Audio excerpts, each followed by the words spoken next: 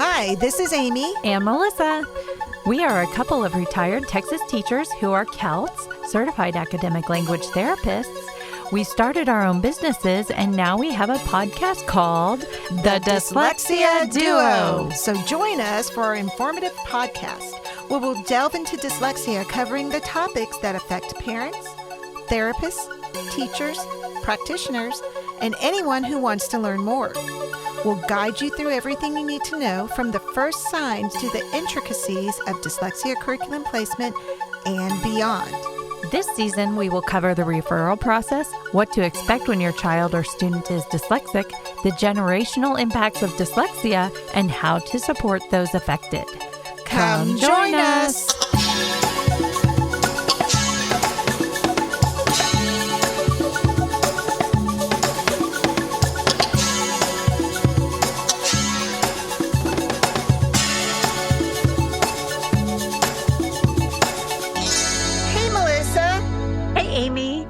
So today we have two people in one, two very special guests today on our podcast, and I'm going to let them introduce themselves in alphabetical order by last name. A little exercise here. Mallary, I think that's you. Yes, I was going to say, I guess that's me. So hello, I am Mallary Lattanze. So thank you, Melissa and Amy, for having us. Missy and I were joking around about how our duo is meeting the dyslexia duo. Yes, that's right. Now we're a quad. Yes. So I am here in Houston, Texas, but I'm originally from Metro Atlanta area. But I've lived in Texas it'll be 13 years next month. So I'm definitely claimed Houston as home, but I am a former elementary school teacher, pre-K, kinder, first and second, a few years in each. And then it was time for me to do what I knew I wanted to do and be a dyslexia specialist. And so being here in Houston, went through House Education Center and became a dyslexia therapist. And my life has now brought me to a fantastic dyslexia school, the Briarwood School, and I'm their director of admissions. And I love it. I'm surrounded by like-minded people. I still do a little private therapy on the side, president of Houston branch IDA. So advocacy is still a big part of me. Never thought I'd be in admissions, but I always tell people I love giving the family the great news that your child's life is about to change for the better. So pretty amazing. Very good. I always think of that. It's the great news too. But then sometimes I've had parents be like, I'm so nervous. I just don't even know. Like they just get really, really upset and worried. But I always think of it as good news too. Yes. Love that. Well, I'm Missy Purcell, and I am from Georgia, born and raised in Georgia. I have visited Texas a few times, but this is my home base. I also, true to fashion, went to UGA to get my teaching degree, and I taught in the public school setting for over a decade. I taught elementary and middle school during that time, and most of my time was spent in what we call an inclusive setting or a co-taught setting. I left teaching for the first time when I first had kids. And then I briefly went back thinking I was ready. Little did I know that my youngest child was in preschool and was not ready indeed to go back, because he was about to embark on what I now know is his journey with dyslexia. And it became really challenging for me to be in the classroom and advocate for him. And I really turned into a full-time advocate for my child after I left the classroom. And I have spent the bulk of his childhood advocating both for him and other kids with dyslexia. It's led me into this path, and probably part of this conversation today is due to the fact that I entered in that road. I am married to my college sweetheart, Mark. We do have 3 children. Matthew is not the only one. We have Harrison and William, who are older than him. I have a college kid. He finished his freshman year this year. And I also have 2 fur babies that I'm hoping will behave very much as we have this great conversation, Barkley and Bauer. And I spend a lot of my time when I'm not advocating, cheering my kids on a baseball field, or maybe going to a band concert, because those are their out of school activities, I guess I should say. Yeah. So it's a little bit about me. So I know our listeners are probably wondering, why do we have both Mallary and Missy on together? So can y'all kind of explain your relationship and how this started? Yeah, so thanks to I think it was still Twitter back then. So Twitter X, we both knew about Learning Ally, and at the time I was coming up with a presentation topic to submit a proposal for their annual dyslexia conference. And I do a lot of advocacy. I'm someone with dyslexia, so I had that perspective. I was a dyslexia therapist, but I also wanted the parent perspective and just really genuine. Like I can definitely make it up. I've talked to a lot of parents, but I want it to be from an actual parent. So after following Missy and knowing that we are both from Georgia, what does they say? I slipped into her DM. You slid into her DMs. Yeah. Yes. And She really and I was just like, hi, I'm also from Georgia. And, thinking, please like me. Please don't think I'm a stalker. And told her just my idea and was like, would you like to do this with me? And we did. And it was fabulous. And just, Missy can tell more, but it was very natural, just how we were collaborating and our ideas meshing together. We had so much fun, like presenting that we did it again, and then we did it again, and then we did it again. And 3 years we were presenting for Learning Ally multiple times, but also Alta. And I don't know, I feel like we've done other things. But all to say is it took us 3 years to finally meet each other. Even when I would go back home, I'd be busy with family stuff. And we met in Dallas, but it's been awesome. So Missy, I don't know if you can add more. That's perfect. No, I mean, really, that's exactly what happened. And it was great because during that time period that we met, it was when it was kind of on the tail end of the pandemic when people were on social media a lot and there was a lot of advocacy going on. So there was lots of educational banter on Twitter X at that time. And so I was over there kind of telling my advocacy journey and just reaching an audience that way. And we did. Our worlds just collided and it's been neat. Before we knew you guys, we would joke about how we're this Georgia Texas duo. So when I heard about you guys, I was like, they're like this dyslexia duo, that they're a real duo. So it's neat this is a really cool moment right now, this full circle moment. That's awesome. That's awesome. So I wonder, I know Mallary told a little bit about her personal journey before our show started, but if you could share a little bit about your personal journey with dyslexia, what led you to this space of advocacy, and then I'd like Missy to answer the same. Sure. So I grew up in Metro Atlanta, and so I'm the oldest of three. So my mom didn't have anyone to compare to, and she knew something was not necessarily wrong, but like this is not normal. Like she knew where my peers were at. So even in kindergarten and first grade, I was just off. And again, she couldn't put words to it. So finally, after much advocacy, she got me evaluated because at the time, every teacher was saying, oh no, like she's petite, she's young, she tries hard. And to get big perspective, like girls, as you know, don't get identified as much. And so I was getting my accolades from being like the good golden girl, like the star student. So everyone, you don't know until you know. I have great memories of my teachers, but they were like, no, you don't need to test her. If she's fine, just give her more time. She likes school. Well, I also was throwing up every single day for the first week of school for 5 years in a row. School was a place of failure for me. So I finally got identified in second grade, but they identified me under specific learning disability and reading because back then, and kind of so what Missy can tell a little bit more, Georgia would not say the word dyslexia. But I mean, I have stacks of IEP paperwork, progress reports, and there's even one that it was like, if you take the words out of the math problems, Mallary can do it. I mean, if that doesn't scream dyslexia, I don't know what, but they were like, no, we're not going to label her dyslexia. And at the time, there wasn't a lot of talk about dyslexia. However, there was a lot of dyslexia private schools, but there was no correlation at the time because, again, my mom didn't know until she knew. She just knew, okay, this is what we have. What can we do? She reached out. I was in special ed. I then couldn't read the math problem. So then I was in special ed for math. I was also in speech for a short time. You name it, I was in it. I had a tongue thrust, so then I had to go through myofunctional therapy. I mean, you check all the boxes. I was that girl. And so I was that girl when you put them in the class, you're like, oh, okay, we have Mallary in my class. And I was really sweet. They knew that I'd be a challenge. And so fast forward a little bit to fifth grade.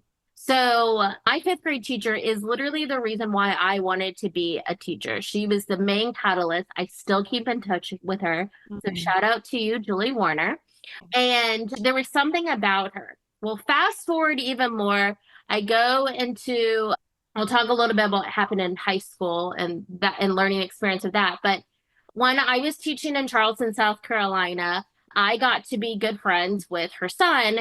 And I then went back to her house and she was like, I think you're old enough now. I'm going to tell you the real reason why I was your fifth grade teacher. And I was like, what? She goes, your class was made up of a lot of other special kids, but we didn't tell any of the parents. Do you realize that that was my first year teaching fifth grade? She got pulled from kindergarten, which I remember, but then I forgot. But they pulled her out of kindergarten because they're like, we need someone who knows foundations of literacy and who has that like really like the patience and like just calmness and nurturing for this special class. And so I was in that class. And it makes sense now because I wanted to be like her. She understood me. I feel like I really learned. That was the last year that I threw up every single day. So it was a perfect transition into middle school, and that's why they did that. So shout out to my school that did that and all of that. And then I was in high school. I didn't get a re-eval in eighth grade. So I learned a lot about evaluations. And a big part of what I advocate for is now evaluations. But I was due for a re-eval my eighth grade year, which was, of course, going into high school. And my mom is from Argentina. She speaks Spanish, but I do not speak Spanish. My dad's American, all of that. So they said, due to the mother speaking another language, it would provide an unfit testing environment for Mallary. That was their excuse. My mom basically was like, in my adult years, when I asked her about that, it's because we have a piece of paper in all my stacks of paper.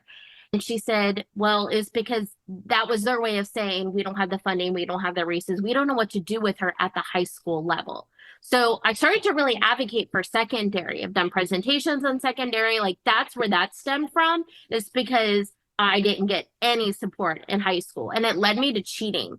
And the one class I was very good at cheating in was Spanish. and Argentine Spanish is different from what you learn. And so they even called, my mom was like, stop helping your daughter because that's not the Spanish that we're teaching her. So it was like a big old thing. But then no one told my mom that I needed a 504 plan into college. So another learning lesson on why I advocate so much for this. So I didn't have an IEP because they basically denied that.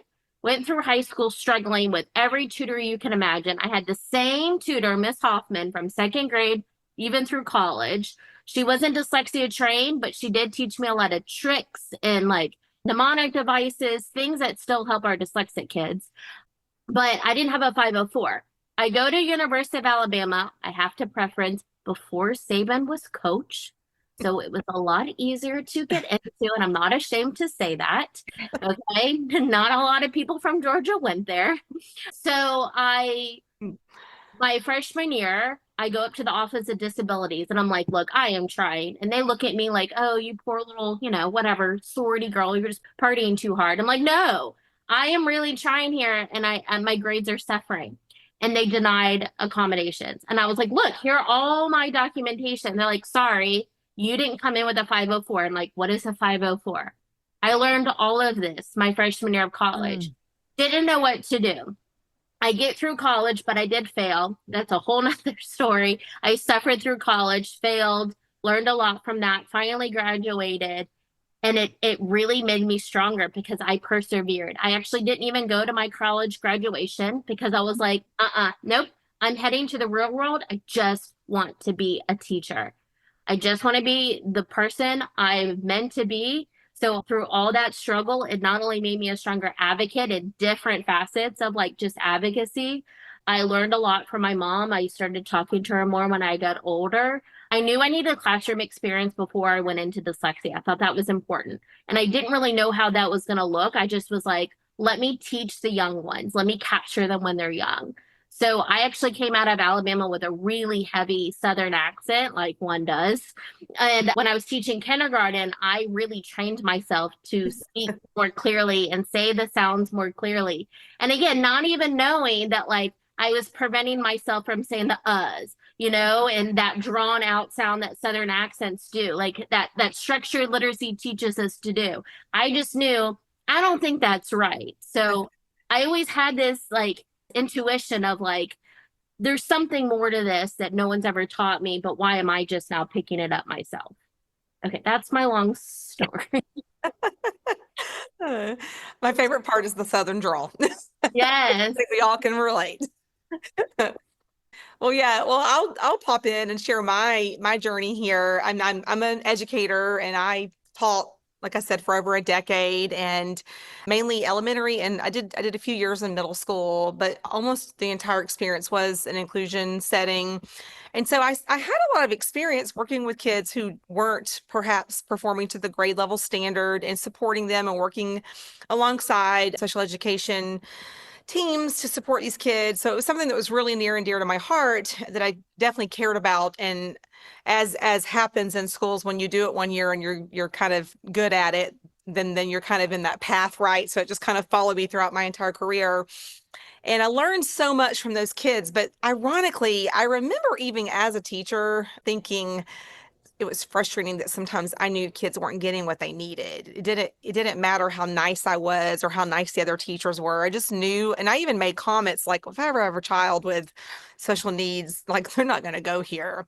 All right, so let's fast forward a few years. I've got 3 kids, and two of my oldest kids kind of went through this same school just fine. In fact, one's gifted and one is kind of an unlabeled gifted, and they just kind of did great bouncing through school. And then my third enters, and he left preschool only knowing one letter sound. It was his M for his name, Matthew. So he could do Matthew.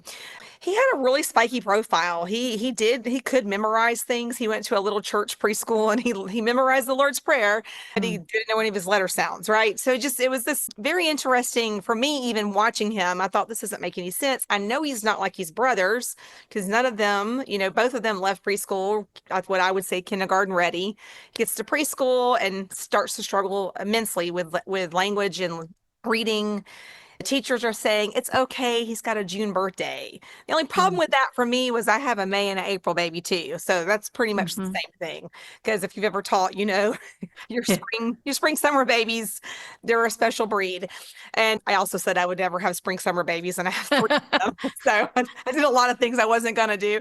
But, he just struggled. And I heard all the excuses. Kindergarten, it was he has a summer birthday. In first grade, started getting louder thanks to, I had an inside friend who said, you need to start speaking up. And they had at this point already put him into a program called Reading Recovery, which I'm sure we're all aware of. And it was, not what he needed, but he had not received any testing, any evaluation. Nobody had done any official testing to see what's going on with this kid. And so I was given what I was told is the most comprehensive intervention that we have in our county, Reading Recovery. So we did that for 20 weeks. I call that 20 wasted weeks. And during that time period, I know I've offended a lot of people in that world with that statement. I mean, we're on podcasts where people aren't seeing my face, but every time you see Reading Recovery, it's like I smelled something bad. Right? It's a trigger word, right? And it was for me. And I knew it pretty early on. And I mean, about halfway through, I got a letter saying that he wasn't trying anymore, that I should give him a pep talk, and they were just going to keep plowing through. Think about that. Like, where else in the world, when something's not working at the halfway point, do we go, we're just going to keep going and see if it works?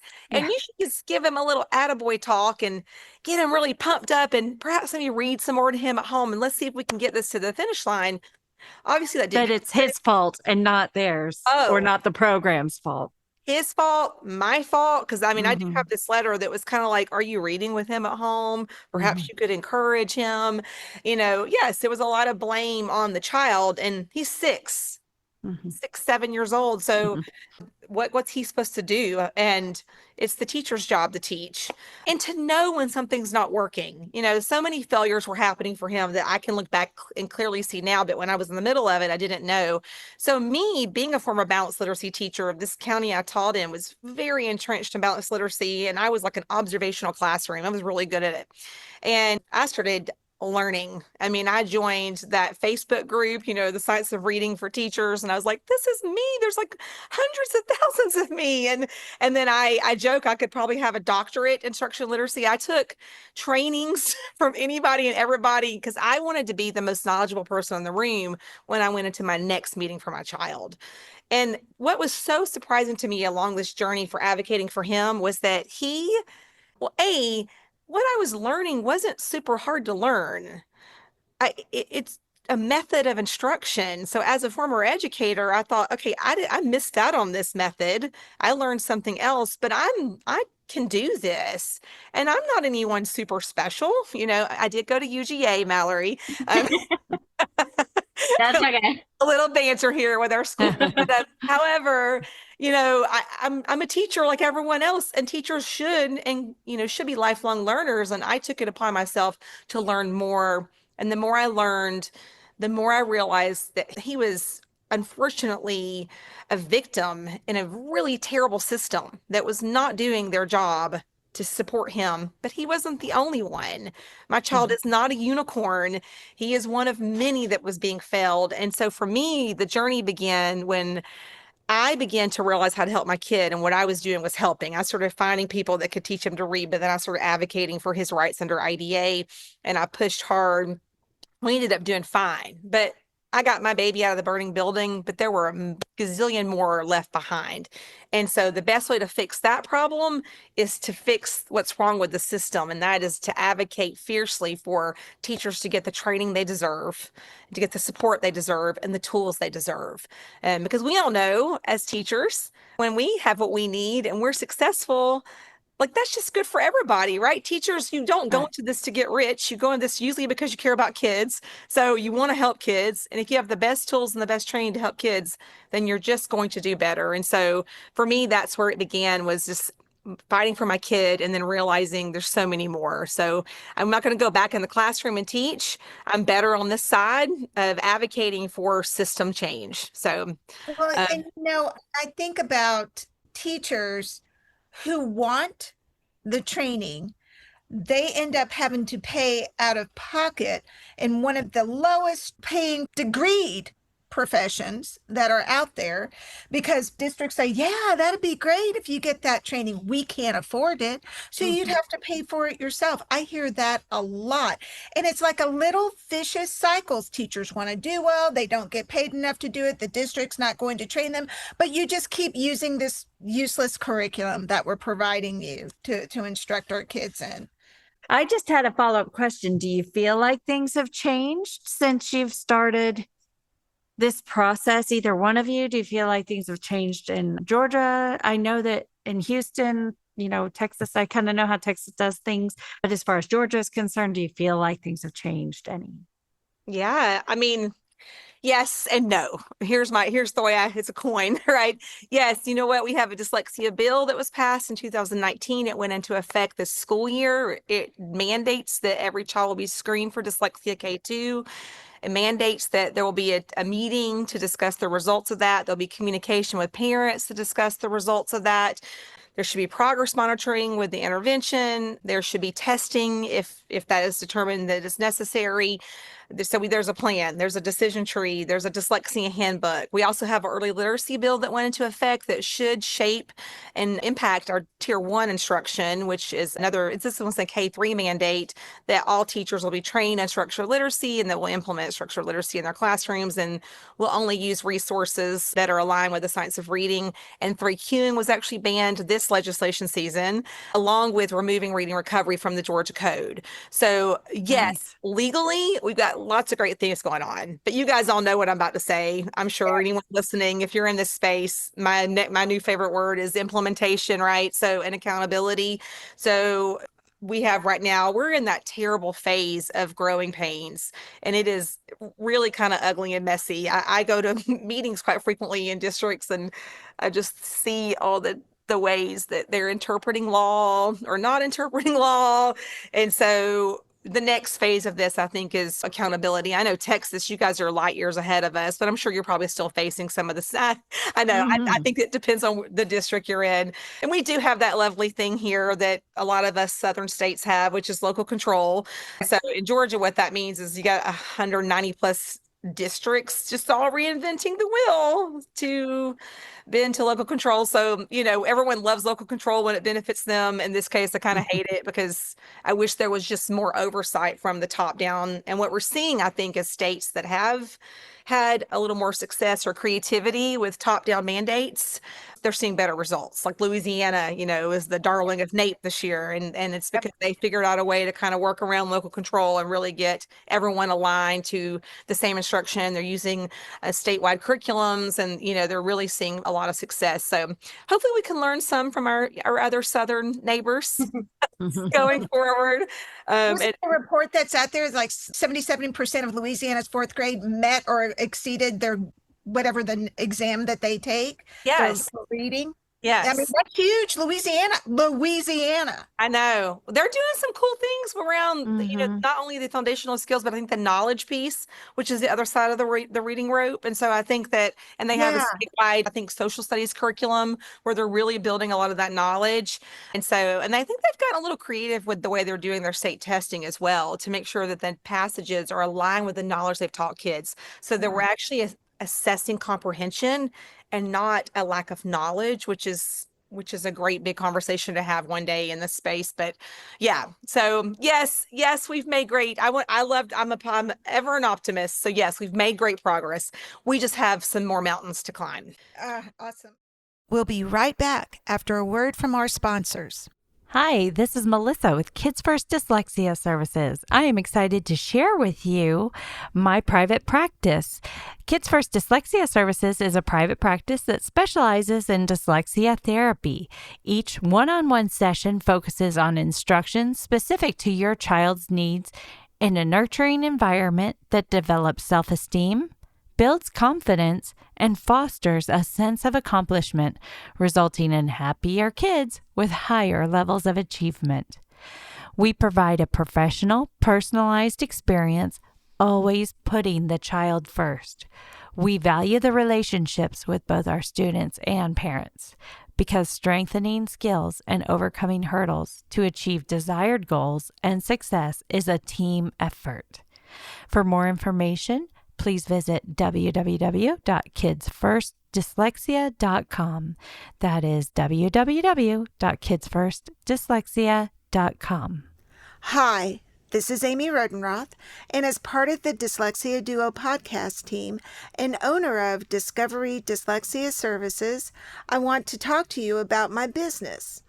Our COUT-trained team offers expert virtual or in-person therapy located in Prosper, Texas, using proven dyslexia curricula like Take Flight, Build, MTA, Alphabetic Phonics, and Reading by Design. We also provide crucial independent evaluations and advocacy services. Don't wait. Empower your child today. Visit www.discovereed.com to learn more. That again is www.discoveread.com. Discovereed, covering all your dyslexia needs. Let's return to the show.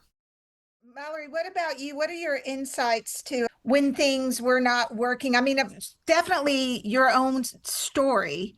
You kind of knew after a while things weren't working for you. But then, sometimes you think, oh, it's just unique to me. When did you realize, oh, this is other people as well? So I knew of the dyslexia schools in Houston. At the time, my parents, that wasn't a financial choice, unfortunately, at the time. but I knew that it existed. Did I know dyslexia and the terminology? No, not really. Not for a while, to be honest with you. And it wasn't taught in undergrad. And even when I got my master's degree, which was, 2017 to 2019, they were still teaching about reading recovery. Like I actually did my last teaching internship from Alabama. I did it in New Zealand. And so where reading recovery started. And New Zealand is one of the top, I'm putting air quotes, like smartest countries. Even at the time they were ranked as like in the top 5, top 10. I don't know. I can't remember, many years ago. I don't know where they stand now. All to say is that people looked at it, it's like, well, New Zealand, Kiwis are really, really smart. They must have something going for them. This reading recovery must be something. But it's so much more than that. So, there was this huge misconception. I knew that there was more than just me just by when I started teaching, like as a classroom teacher. I didn't know how much. I didn't know that it was like, 1 in 5 people. And I think there's a lot of kids, even to this day, like when they come to the Briarwood school and they go to a dyslexia school and they're surrounded by so many people like them, or they go into a dyslexia intervention class and they're looking around and they're even in their small group and they're like, I'm not the only one. It's pretty amazing. But what my experience was I did feel like I was the only one growing up because I was in special ed, but they put me with kids that were cognitively a lot lower than me because it was just one resource class, just probably by schedules and like our grade. And I remember it was actually a really big room and they had the individual desk and we were placed in a circle. And Missy talked about this, like, oh, my son just needed more practice. That's what she was told. That's what they were telling us is, oh, they just need extra practice. And they would give us these packets and go over and like they would do the round robin reading. And I'm like, I don't know how to read this. You got to teach me how to read it before I can even practice. But that was like the biggest misconceptions back then. And I think it's gotten better. You don't see as much round robin anymore, but it still exists.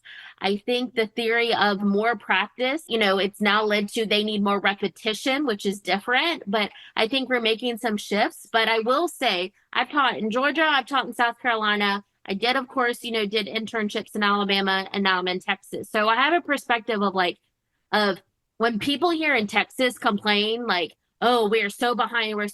I'm not saying that we still have a lot to do, but my South Carolina friends are like, you're in a whole new universe. Like we have nothing. We are decades, as Missy says, light years. And so I'm very grateful and it makes me appreciate a lot of what we have.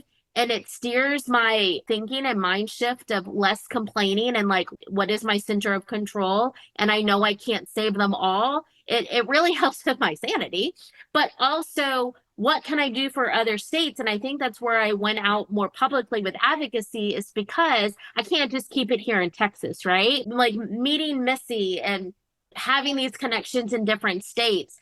They reach out to me and I'm really appreciative of it. I got a chance to speak in Mobile, Alabama, and it was amazing. And I felt like I was going back to where the state that denied me and said, no, we're not going to help you, like go away, figure it out yourself.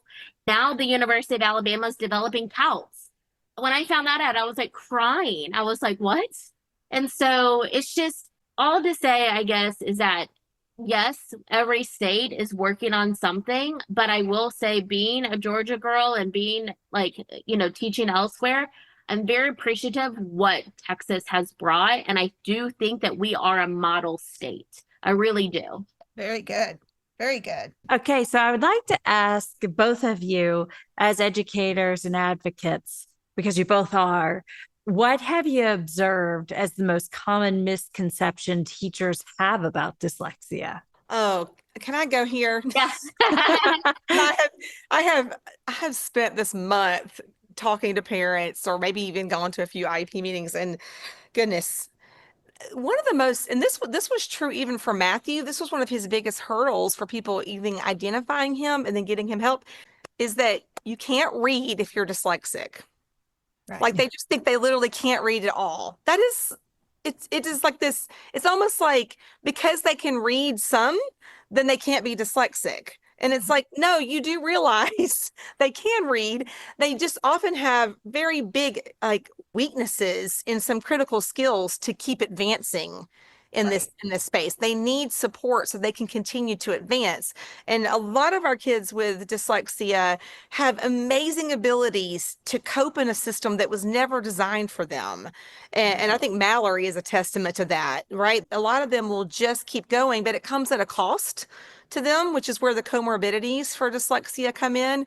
And even when those comorbidities begin to set in for kids, our teachers just are not trained to know and identify. They don't know what anxiety looks like in a child with dyslexia. They don't know what maybe ADHD looks like alongside of dyslexia or depression. In some even severe cases where kids actually have mental health issues because of the lack of support within their school systems. And so for me, it's the not understanding the profile. And I think the reason that that is so tricky for teachers is that dyslexia, we know, has a spiky profile.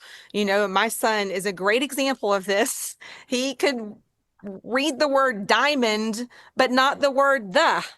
And so as a teacher who's not trained, you're like, you're just messing with me. You're just being lazy. You're not trying hard enough. You know that word. Why don't you just try a little harder? Why don't you use your little, say the first word box, or you just read this. Yes. Yeah. Or I will never forget one of my son's teachers calling me one morning or actually one afternoon, because they had spent all morning reviewing some critical skills. At this point, he was getting some intervention. And he had known them that morning, but in the afternoon when she went to do the encoding assessment, guess what? He bombed it. I mean, bombed it. And she was crying on the phone. And I wasn't crying because by this point I was in full, like, raging mama bear advocate for the whole world, mode. And I just said, that's dyslexia. That's what it is. Like, what that should tell you is he hasn't mastered the skills that you were working on. So he's going to need some more intense intervention in those skills. So now you know what your reverse drills are for tomorrow, right? You're going to go back and that's what you're going to do before we pace ourselves forward. And I'm not even the dyslexia interventionist, guys. I'm the parent, right? And I'm using these words and I'm thinking, this is the person educating my child. So to me, that is one of the biggest obstacles, is that what people think dyslexia is not at all what it is, because of the way it presents and the training needed to make sure teachers just understand the profile and then can therefore support the profile is lacking. I mean, I just realized here in Georgia, with all our great laws, my district is giving teachers a 1-hour dyslexia training. Woo! Wow. Well, and then I think to build on what you're saying, that dyslexia, and I know that, we talk about Texas and how, things are kind of moving and grooving, but when teachers don't get enough training in what dyslexia looks like, they go, well, when they're trying to identify it in the classroom, like, well, he performs very differently than this child. That is the spectrum of dyslexia. Even within families, that is the spectrum of dyslexia. Strengths and weaknesses are going to be different. 100%. Yes. And like, we can't even compare them to other kids with disabilities. I've even heard this one where it's like, oh, well, they're not like the other kids. As if okay, so they don't need support then because their disability. Because all special ed kids are the same. Right. Yeah. It's like, because theirs isn't like, well, that's true, because you know what? This is the spectrum of dyslexia. And there's also a spectrum of autism and a spectrum of a cognitive, delay. So there's a spectrum on all of that. And it may look very different, but it doesn't negate their extreme need for supports and services. Because when we don't support them and serve them, what happens to our children is very scary and very hard to remediate long term. Well, and I think that people have a hard time remembering what it was like to be a child in a classroom too. And I think that difficulty leads to some of these misconceptions, and thinking about, was anything ever hard for you? What did you do when things were hard for you? Think about, okay, if math was hard for you, how did you behave? How did you perform? What would you want the teachers to do? How would you want them to support you? I think sometimes some people forget that aspect of it too. I had a principal years and years ago. So I was still in my 20s doing dyslexia. Like it was probably mid to late 20s though, when this conversation came up. And I was reviewing it with a principal and she goes, this child doesn't seem to present the difficulties in the same way. And she goes, Amy, you're not the Army. It's not a be all you can be. You can't support them all. I'm like, Oh my God. and, you know, as a young, uneducated, newish dyslexia teacher, I'm sitting there going, is she right? She's not right. Is she right? She's not right. You know, because I'm young and she's this much more experienced principal. And I'm thinking, what do I know? Well, but I know this, you know. Yes, you did know. You did know. Yeah. I didn't know what to say. I'll say that was what the whole time. The head against the palm moment. Sure. So we've got Mallary doing the advocacy. We've got Missy doing the advocacy also. But y'all are coming from two different aspects. In your opinions, how can parents and educators work together to support our dyslexic students? Okay, so from my experience, it's kind of what you kind of said, Amy, is there's a lot of blaming. So the secondary teachers will blame it on the elementary school teachers, and the elementary school teachers will blame it, you know, on the system. And I'm not saying that the system needs work, but there's just a source of blame. And again, it goes back to like, what can I do? And I learned this a lot as a dyslexia interventionist, like in a really large public school. I had to advocate for my own self and for my own kids so that I could serve more and do more. But I feel like it starts with communication that builds to trust. So let me take a step back. I find that a lot of parents put too much trust in their schools. Yeah. And the schools also, they actually do somewhat know a little bit more than the parents. Now, I'm all for like parent choice and all that, but they need to communicate why they think the way that they think. I have been so surprised that there are parents who get their child an evaluation. Step one, great. You have all this information, but then they don't read it. They don't do their research. They're like, I have no idea what that is. And I'm not saying that a parent has to go into this ARD meeting or this eligibility meeting knowing everything, but it's like they put so much trust on the school and they don't do the research or come up even with questions and then see, can the school answer it or not? And so that is really shocking. And so I think parents have a lot of responsibility on their own. Listen to your gut. You don't have to have all the questions. You don't have to have all the information, but you got to start somewhere. Don't go in blind and don't think that the school has all the answers. Then on the reverse side, the school, I don't know if manipulation is too harsh of a word, but I think that they're put in a position because of their higher ups or what, but they aren't always giving the full picture. And so I think they're protecting themselves somewhat. And I think that a lot of it is teachers can't always say the things. Like when I would come to meetings, I'm like, I got to keep my job, right? Or they're going to make my job a lot harder if I'm not going to lose my job. But I think there needs to be more of a safe place and more of, I want to have all the information, because there are school districts that actually can provide a lot more than you know, but they're not saying it. And now the parent has to go and find it themselves. And so again, there needs to be some, I guess, transparency is really the better word. There needs to be a more transparency on both sides, better communication to build that trust. Because right now, all I hear is that, you know, I don't trust the district and these parents don't know what they're talking about. You know, here's some crazy mom, here's some crazy dad. And so if you really want to be effective, if you really want to work together, you both got to do your own parts, because I see it on both sides. And it's really hard for me as an advocate to just blame it on the schools. But I see a lot of parents that are just going there blind. And I'm just wondering, like, why didn't you do something about it? Go, even if you don't know the resources, then, you know, you can do a Google search. But I'm not saying Google will have everything, but there are IDA branches. Go to your IDA branch. Use ChatGPT. That's probably better than like a Google thing, but you just start somewhere and then find groups. We're in an age of social media. find, local advocacy groups, moms of kids that just got diagnosed. At the very least, look at your diagnosis and find a mom group and then say, I have no idea what I'm doing. What is my step one? But parents got to step it up. Schools got to step it up. It's interesting. You made me think of, I had a parent who told me that she had thought that her child was dyslexic, and she went to the school, and the school's like, oh no, we don't see it. This is their score on this. This is their score on that. They just need to work a little harder, stronger, faster, whatever. And I can remember she told me that the classroom teacher reached out to her on the sly and said, I think your daughter is dyslexic. You need to request the test because I'm not being allowed to. And I'm like, oh my goodness gracious. We still have areas where campuses are saying, nope, they're not dyslexic and you can't say anything. You can't request it. We have some of those teachers that are going through a backdoor process. That was me.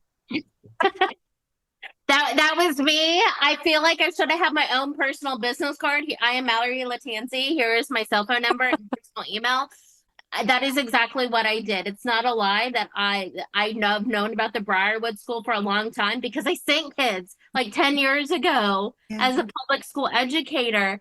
But isn't it sad because by law it says that teachers can request, that anyone can request. So for the school to take that right away from the teacher, again. And who better than to request that assessment than the teacher who works with that child maybe anywhere from 4 to 8 hours a day, Missy, what are your thoughts? Oh my gosh, goodness. I am a parent. I'm also an educator. And so it's funny. I'm the person now that people say you should call Missy and she'll help you. And so the people in the building are like, there's a person in the community. And so, but it's still so sad, right? I agree with you. It shouldn't be this way. Like if we think a kid's got a problem, IDA does say there's a child find clause that says if you suspect a disability, you should test. It says it's imperative that you test to see if they do have a disability. And so the fact that, we still have a system, this system is still very much alive and well in Georgia as well. I've actually currently working with a family right now at this very moment who the system is saying that their child does not qualify for an IEP and they have a diagnosed medical code of dyslexia and it is having an educational impact. And so it is very frustrating. So I'm going to echo, trust your gut. I'm going to echo, be clear and communicate. I'm going to echo, do your homework. This is a little hard because everyone, I think I'm a little lucky because I'm a former educator and certain things make sense to me just because it's my field. That doesn't always happen for every parent, hence the need for, I think, advocates in this space because they can help kind of translate the lingo of the schools, right? That is really hard to do on your own, but reach out to someone who knows more than you do. If you can't do that on your own, seek out people. There are lots of great people out there who will help you for free or for very cost-effective ways. And so, like Mallary said, reach out to groups. Oh my gosh, we have some of the best dyslexia groups. Actually, that's how I got help. I reached out to the Atlanta Dyslexia Group. I threw a Hail Mary. I was so mad that they were not helping my kid. I wrote this epistle and I met the lovely ladies at Decoding Dyslexia Georgia because of that. And now I'm a huge active member in that group just because of my own frustration for my kid. So what can they do to work better? I'm going to give you the things that I do. This is what has helped me work well with my kids' teachers. Now, I'm going to fully admit we had to exercise our full due process rights as parents. I exercised my rights to the full extent under IDA and did file due process against my district. And then my child ended up going to a remediation school for 2 years as a result of that. And then from that point forward, when my child moved back into a gen ed setting, which by the way, he's being super successful in, he got honor roll this year, guys, and I didn't know that was ever in the cards for him. And it was a goal he set for this year. And man, I went to 7th grade this year with him, by the way. It's what I feel like. I feel like we both earned honor roll because it was quite a hard year. That's a whole other story, but I'll get back on task here. But what do I do now that I'm in a healthy parent-teacher relationship? because I didn't have a healthy one when I was in the prior setting. The teachers in that setting and the admin in that setting were not working with me to help my kids. So let's acknowledge that some schools are not doing the right thing. And so I was knowledgeable. I was filing state complaints. I was coming to the meeting. I was sending emails begging for accommodations that were written into my child's IEP already, and nobody was doing them. So, I mean, I was begging for structured literacy. I was getting balanced literacy. I was doing everything that you're supposed to do, and it didn't work. Flip side, I'm in a school setting now where we're there by choice, and my child and the teachers, I send an email at the beginning of every year, and it is my child's educational history. It's written like a letter to all his teachers, and it explains the journey that we have taken to get here and what has happened to him every year and why this year matters so much. And I invite them to be part of the next part of his journey. And with the hope that one day, I'm going to cry, with the hope that one day we're all at the end when he's a senior and we're all cheering because we were all a really positive part of getting him there. And then I put in there what he needs. I make sure they understand his disabilities. He has dyslexia, dysgraphia, ADHD, and developmental language disability. So he's got a lot going on that affects him. And if you're uneducated, you can make assumptions. That blank stare might look like he's being disrespectful or not listening. No, he's just processing, right? He needs some extra time to process. And so I just help them see that. I then offer, actually, now they just do it because they know me, but I don't know if I should be insulted or feel good about it. But we have a meeting at the beginning of every single 9 weeks, the whole team. So every teacher that teaches him, PE teachers, everybody that's going to have anything to do with my kid that year is in that meeting. We go through his plan and what he needs and what it looks like and kind of what worked last year and what we need to tweak this year and kind of what I expect and what I hope they should expect. And we do this every 9 weeks, not just once a year, but every 9 weeks. We're in constant communication with each other about like, this isn't working, or because he has anxiety really bad as a result of delayed interventions in his public school setting.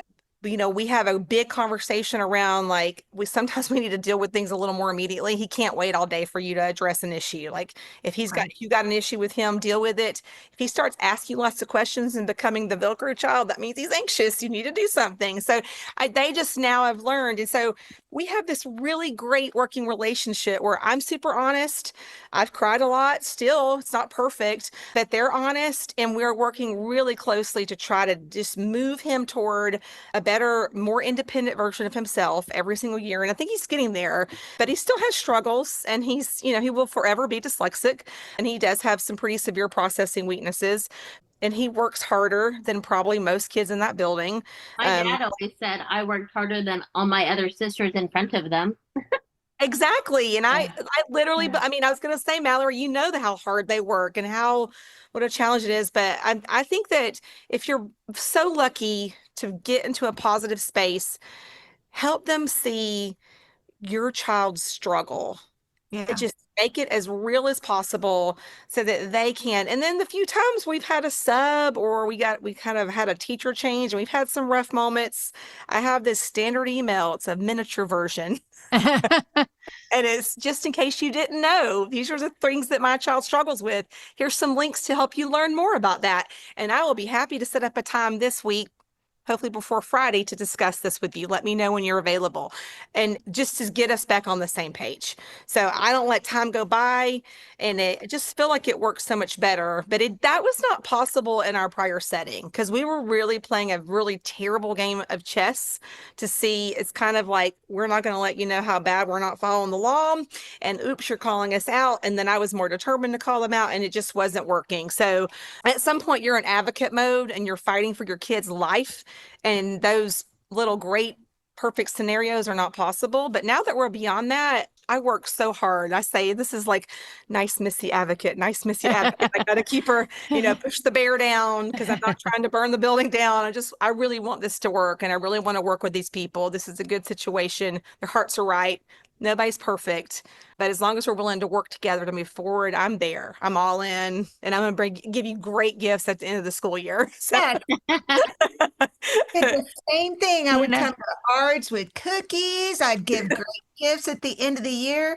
I made sure that my child delivered them to each teacher, even in high school. And they're like, Mom, nobody does this. I'm like, well, you do. And so I would make them. Now, my child wasn't, neither one of any of my kids aren't dyslexic, but there's different concerns. And the baby, for sure, she had a lot of things that made her look learning disabled. And I had a campus that she and I both attended, and they were having a difficult time separating Mrs. Rodenroth, the teacher, from Mrs. Rodenroth, my daughter's mother, right? And so I made a point of bringing in my husband when we had her ARDS so that they understand how to separate that. And they tried some shady stuff because they knew I worked for them. They didn't think I'd raise as my daughter used to say, a fracas. And I don't think that's a word, but it sounds like a good word. But and they didn't think I'd raise a ruckus. Oh, holy crap, I did. Holy crap, I raised a ruckus, so much to the point that when we changed to a new district, of course, that file follows her. Man, they were on me every single moment they needed to make a decision. Mrs. Rodenroth, we're just calling to make sure that you can attend this. Mrs. Rodenroth, we're going to change this in the IEP. Do you want a meeting to discuss this? Mrs. Rodenroth, I'm like, good God, I never got that kind of courtesy in this other place. This completes part 1 of our conversation with Missy Purcell and Mallary Lattanze. Join us next week as we conclude our discussion. The Dyslexia Duo podcast hosts are Amy Rodenroth, Melissa Dean. Our producer is Greg Rodenroth. You can find us on Facebook at The Dyslexia Duo. Email us any questions or comments at thedyslexiaduo@gmail.com. Awareness is so important. Share this podcast with your friends, family, and teachers. Thanks for joining us. Bye.